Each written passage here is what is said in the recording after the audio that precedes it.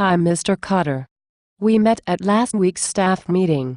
I'm Mrs. Book, the new science department head. How do you like teaching the new grade 12 business courses? I hear enrollment is high. Well, I do miss teaching Latin. But overall, it's been really good. All my business courses filled up quickly and my students are going to graduate next June with some really useful skills. Like learning how to develop a viable business plan and build capital to grow a fledgling business venture in the local economy? Or will you teach them how to foster human resources capabilities, which are often overlooked and undervalued? If, by human resources, you mean students who can get out of bed and to my class on time, then, yes. My class begins at 8:45 and I believe that it's very important for them to be compliant with these rules. After all, their future work lives will revolve around similar chunks of time, won't they? Well, I guess so. But don't you think that, by the time they reach high school, and have already had years of elementary and middle years schooling, this kind of behavior will be ingrained? I mean, their entire school careers have been structured around curricular blocks of time. Yes. And like the workplace, in my classroom, I am the boss. There are similarities for sure. But it's been like that for many years. And that's what works best. So, you're really the new head of the science department? But, you are, a woman. Seriously?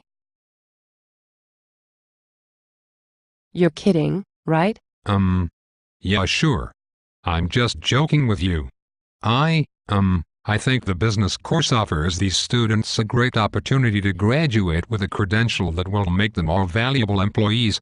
And having corporations generously provide us with materials to use in the classroom has been very helpful. That seems more like a public relations ploy to me. But what about the marketable skills you were talking about earlier? I've heard these new business courses have really excellent content. What is more important than that? What can I say? Listen, we can offer all the best curriculum in the whole world. But it doesn't really have much to do with what's going on out there in the real world. Once these kids get their high school diploma, their credential, their piece of paper, whatever you want to call it, that is all anyone cares about. Then they are out of here. No looking back. Wow. That is a pretty cynical attitude.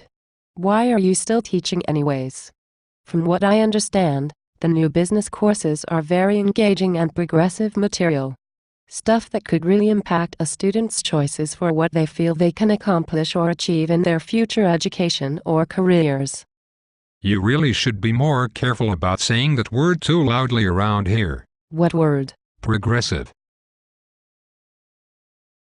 We are still catching flack over the student-to-teacher evaluations that were implemented last year. That got rather ugly. What feminist liberal nincompoop decided that students had rights and should be involved in teacher evaluations? Really?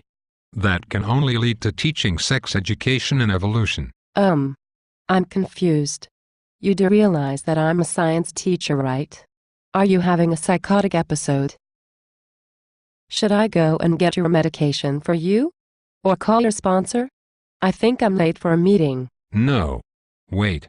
I'll be fine in a minute. I'm just really stressed out because if my students don't perform well on these darn divisional assessments, I will have some explaining to do. However, these tests really do help me to weed out the kids who just are not cut out for a challenging career in the business world. Personally, I prefer to guide my students through a more formative style of evaluation which is designed to assist and motivate their learning. I suspect you may be a liberal and a feminist. But you are definitely not a nincompoop. Maybe you were right. If I have to check another bubble sheet, I may require a doctor's care. Well, Mr. Cotter, if I were you, and, thankfully, am not, I would definitely put a doctor's care high on my list of things to do.